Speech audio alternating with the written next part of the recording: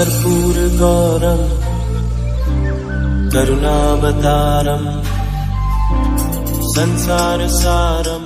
ओम शिवा, जय माता दी। पुनः स्वागत है आप सभी का। राशि ले लेंगे, आगे बढ़ेंगे क्रम में। विषय रहेगा वृषभ राशि, जन्म से मृत्यु तक प्रत्येक घटना की सामान्य गणना एवं फल। 8 पॉइंट्स रहेंगे इसमें, और इन पॉइंट्स पे जो गणना जो है वो सामान्य गणना जो है वो ऐसी रहेगी कि जो आपकी कमियां हैं स्वभाव के वश, उन्हीं कमियों को आगे रखा जाएगा। अगर आप ये कमियां अपनी सुधार कर लेते हैं तो आपको जो राशि का जो मूल है उसके आधार पर लाभ मिलेगा ही मिलेगा।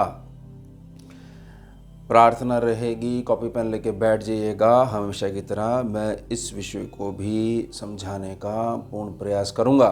चलिए प्रारंभ करते हैं। 8 पॉइंट्स रहेंगे इसमें, और अंत में एक उपाय भी दूंगा जो जड़ से वृषभ राशि को मजबूत करता है। स्कैनिंग का अनुभव है, उसके अनुसार उपाय दूंगा। पहला पॉइंट रहेगा, वृष राशि एक सम राशि है। इसमें स्त्री तत्व की प्रधानता रहती है। यह स्थिर राशि है एवं पृथ्वी तत्व को दर्शाती है। अति सौम्य स्वभाव, परंतु वात यानी गैस्ट्रिक प्रकृति की प्रधानता बनी रहती है।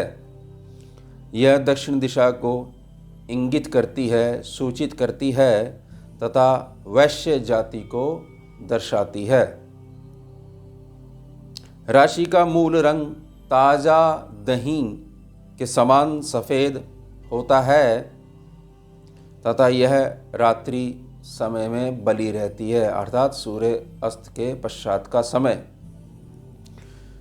राशि का, वृष राशि का विचरण स्थान एक ऐसा क्षेत्र जहाँ की मिट्टी उपजाऊ और सरल बनी रहे। सरल कैसे बनी रहे, यानी कुछ उसमें नमी होनी चाहिए, कुछ पानी डला होना चाहिए, छिड़काव होते रहना चाहिए। वहाँ वाली मिट्टी इनको अति प्रिय रहती है ऊर्जा आधार पर।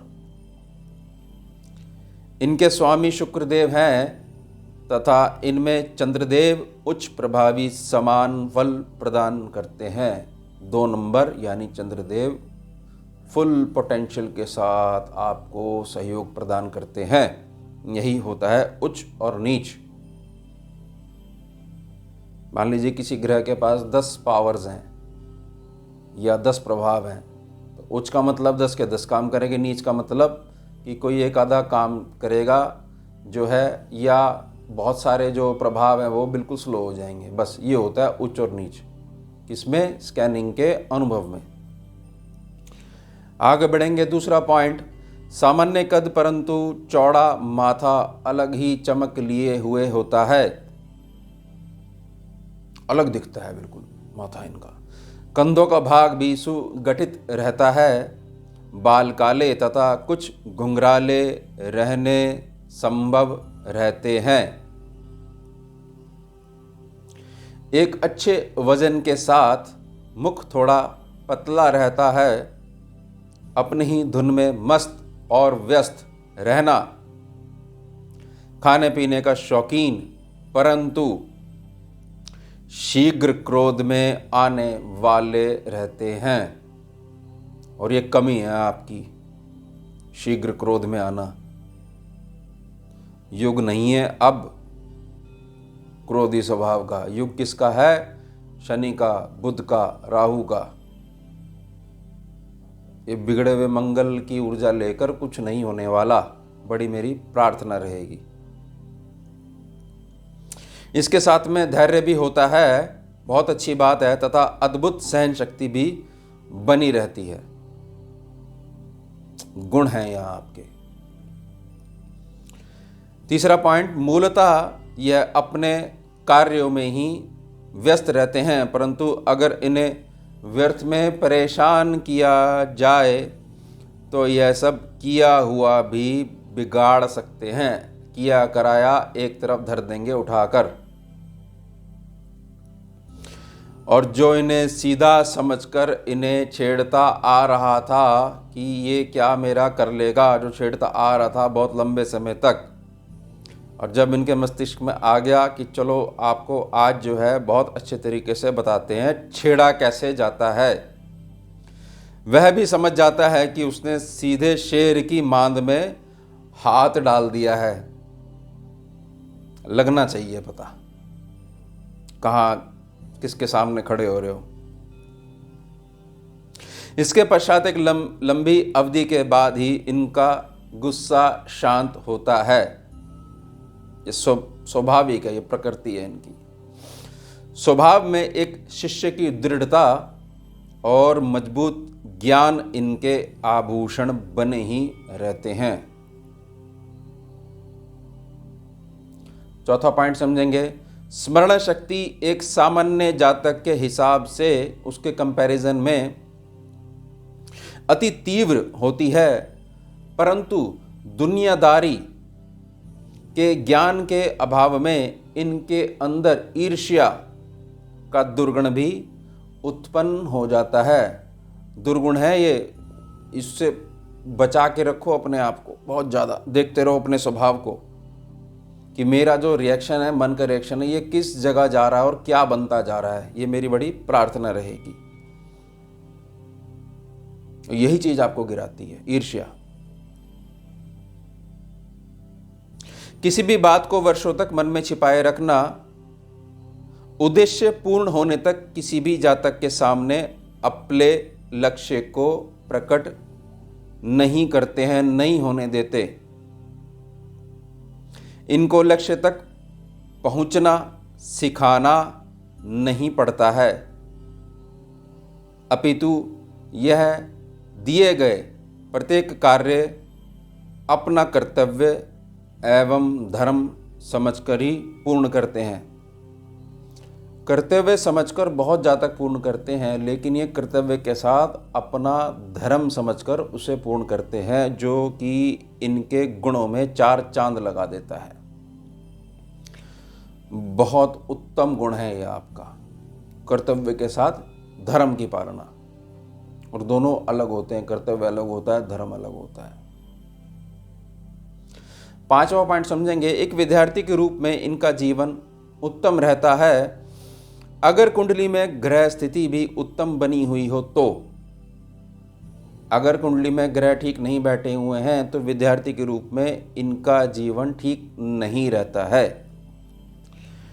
कुंडली दिखाइए, स्कैनिंग कराइए, फाइल बनवाइए, मेरी बड़ी प्रार्थना रहेगी। 2 से अधिक भाई बहन होना भी एक सामान्य प्रभाव माना जाएगा। साथ में अगर एक भाई हो तो उत्तम रहता है। बहन होना छोटी या बड़ी थोड़ा कम प्रभावी ही रहता है। सामान्य गणना है, जब तक आपकी कुंडली मेरे को नहीं पता होगी तब तक ये गणना सामान्य रहेगी। आपके ऊपर लागू हो पा रही है या नहीं हो पा रही, वो स्कैनिंग के पश्चात ही देखना संभव रहेगा। इनकी लगन कुंडली में प्रथम भाव एवं शुक्रदेव अगर पाप प्रभाव में नहीं होंगे, अर्थात पीड़ित नहीं होंगे, तो ही इनका वैवाहिक जीवन अच्छा रहता है तथा पति पत्नी एक अच्छे मित्र की भांति बने ही रहते हैं आजीवन। लेकिन कंडीशन क्या लगी, पहला घर D1 चार्ट में और शुक्रदेव उनकी स्थिति क्या है, केवल तब ही। छठा पॉइंट समझेंगे, रोजगार के प्रारंभिक दौर में अधिक यात्राओं का होना भी सामान्य प्रभाव बना रहता है तथा यह यात्राएं इनके स्वास्थ्य को भी प्रभावित कर सकती हैं। इसलिए मेरी बड़ी प्रार्थना रहेगी, यात्राएं करिए लेकिन अपने स्वास्थ्य को ध्यान में रखते हुए। स्वास्थ्य आपका प्रथम होना चाहिए। व्यापार के तौर पर शुक्रदेव से संबंधित कार्य ही अधिक फलित हो पाते हैं। जिसमें कलयुग की भौतिकता अधिक है, वही शुक्र ग्रह के कार्य माने जाएंगे जो कि आपको फलित रहेंगे। अगर लगन कुंडली में ग्रह पूर्णता उल्टे प्रभावी बने रहेंगे तो 45 वर्ष की आयु पश्चात ही जीवन स्थिर हो पाता है। यानी कि अगर ग्रह ठीक नहीं बैठे हुए हैं तो 45 वर्ष की आयु तक आप जो है अत्यधिक संघर्ष देखेंगे। उसके बाद धीरे धीरे बढ़ती आयु में आपके जीवन में शांति आनी प्रारंभ होगी, स्थिरता बननी प्रारंभ होगी। 7वां पॉइंट समझेंगे। अगर भोजन के नियम नहीं होंगे तो उधर पेट विकार होने अटल रहते हैं। इसके साथ में अगर लगन कुंडली में केतु ग्रह पीड़ित रहेंगे तो यूरिनरी समस्याएं, यूरिनरी डिसऑर्डर्स भी देखनी संभव रहती हैं। यानी 8वें घर को देखना है, कुंडली के अष्टम भाव को देखना है, तभी यूरिनरी समस्या आएंगी।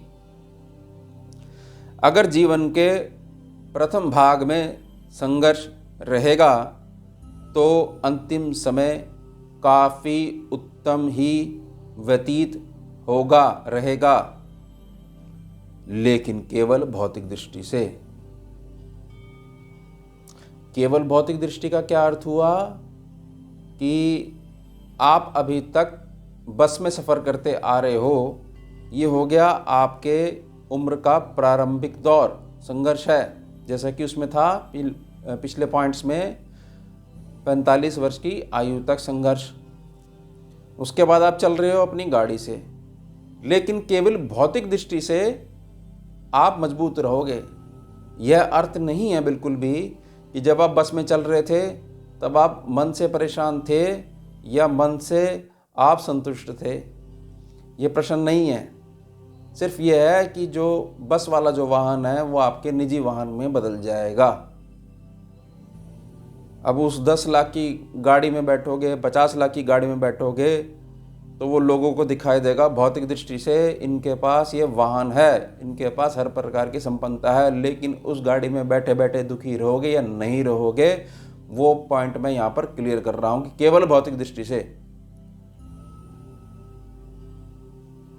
आगे बढ़ेंगे। 8वां पॉइंट, केवल लग्न कुंडली की जांच पश्चात ही सीधे हाथ की कनिष्का सबसे छोटी वाली उंगली में, चांदी की रजत की अंगूठी में लगभग 2.5 रति का हीरा रत्न शुक्रवार के दिन थोड़े समय के लिए धारण करना शुभ रहता है। कुछ समय यानी कुछ वर्ष या कुछ महीनों तक, लेकिन पहले जांच होगी। केवल ये नहीं कि वृष लगन है या वृष राशि है तो पहन लो, नहीं। शुक्रवार का दिन भी शुभ रहता है, सामान्य रहता है, तथा दही से स्नान करते रहना भी शुभ रहता है। अगर गृहस्थी सुख कुछ गड़बड़ चले तो पीले रंग की बनियान पहननी चाहिए, लेकिन वो भी पहले जांच करी जाएगी, कुंडली की स्कैनिंग करी जाएगी, उसके बाद ही आपको सलाह दी जाएगी। ये केवल एक सामान्य गणना है। कितने लोग होंगे इस पूरी दुनिया में वृषभ राशि वाले, वृष राशि वाले, हर एक पे थोड़ी लागू हो जाएगी, क्योंकि हर एक के व्यक्ति के अपना प्रारब्ध अलग है, कर्म अलग है, सोचने समझने का तरीका अलग है।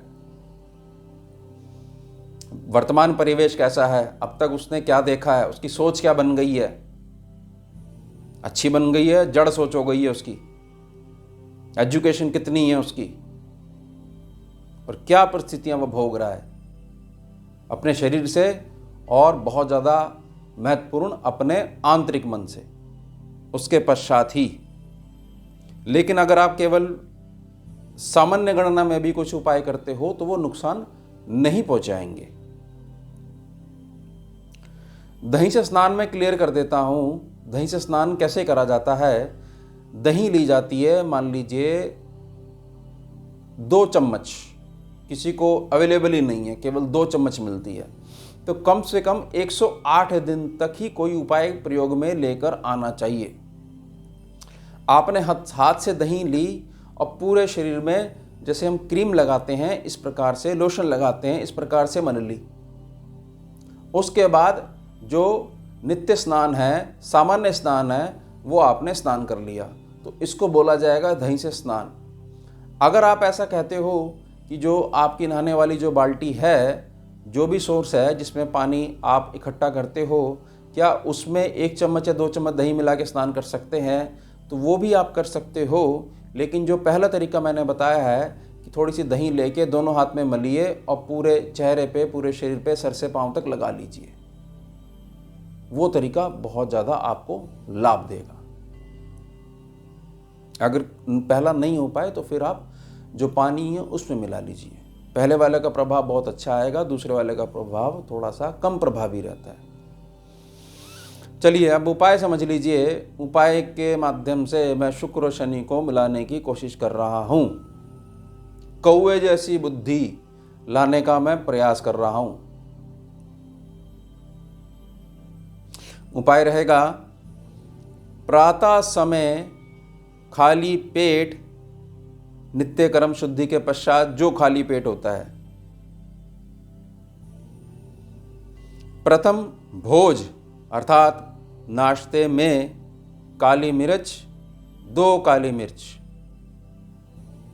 काला नमक आपके स्वाद के अनुसार, भुना हुआ जीरा लगभग 1 चुटकी एवं भुना हुआ हींग बहुत थोड़ी सी, चुटकी तो बहुत ज़्यादा हो जाएगी, डालकर दही आलू ग्रहण करते रहना शुभता एवं भाग्य प्रदान करता है। 1 हफ्ता खाओगे ना, पता लग जाएगा ये क्या उपाय और कैसे काम करता है। नाश्ते में चाय पीते हो, कॉफ़ी पीते हो, जूस पीते हो, बंद कर दो, ये अपना लो। अगर वृषभ राशि है तो, या वृषभ लग्न है तो, पहले घर में कुंडली में 2 नंबर लिखा हुआ है तो शुक्र शनि को मिला देगा। इसके अलावा जिनकी वृषभ राशि नहीं भी है, वो भी अगर ये जो नाश्ते वाला उपाय ये करते हो तो आपको बहुत लाभ मिलेगा। दौड़ती है बुद्धि, दौड़ती है, जो बुद्धि होती ही नहीं है दिमाग में, आ जाती है, बड़ी हो जाती है और दौड़ना शुरू कर देती है। स्कैनिंग का उपाय है। लेकिन जैसे बताया, जैसे मैंने प्रार्थना करी है, वैसे ही अपनाइएगा और 108 दिनों तक। तो ये था हमारा विषय, वृषभ राशि जन्म से मृत्यु तक प्रत्येक घटना की सामान्य गणना एवं फल। पूरी वीडियो में कोई भी पॉइंट अगर क्लियर नहीं हुआ हो तो YouTube के कमेंट सेक्शन के माध्यम से आप अपने प्रश्न पूछ सकते हैं। जैसा मुझे समय मिलेगा मैं आपके सभी प्रश्नों का उत्तर देने का पूर्ण प्रयास करूंगा, जैसी गुरु माँ की आज्ञा होगी। और प्रश्न वीडियो रिलेटेड ही पूछा करिए। किसी और वीडियो का प्रश्न किसी और वीडियो में पूछ लेते हो तो यह ठीक नहीं है। जिस वीडियो से संबंधित है, वीडियो से संबंधित ही पूछा करो। कोई विषय जब वीडियो में बताया ही नहीं गया है उसके बारे में आप प्रश्न पूछ लेते हो, जबकि उसके बारे में वीडियो आने वाले समय में आ ही जाएगी। मेरा प्रयास रहता है कि मैं कोई भी टॉपिक रिपीट नहीं करूं। और आपने देखा होगा अभी तक 2 वर्षों से ज़्यादा हो गए हैं मेरी किसी भी वीडियो में कोई भी कट नहीं होता है। उसका कारण ये है कि मैं केवल विषय को लेकर चलता हूँ, विषय से अपने आप को और आप जो दर्शक हैं जो देख रहे हैं उनको भटकने नहीं देता हूँ। विषय थोड़ा सा छोटा होता है लेकिन बड़े गंभीरता से मैं उसको समझाने का पूर्ण प्रयास करता हूँ। तो आप उन्हें प्रश्न पूछ लीजिएगा, जुड़िए और जोड़िए। ओम शिवा, जय माता। भुजगेन्द्रहारम् कर्पूरगौरं करुणावतारं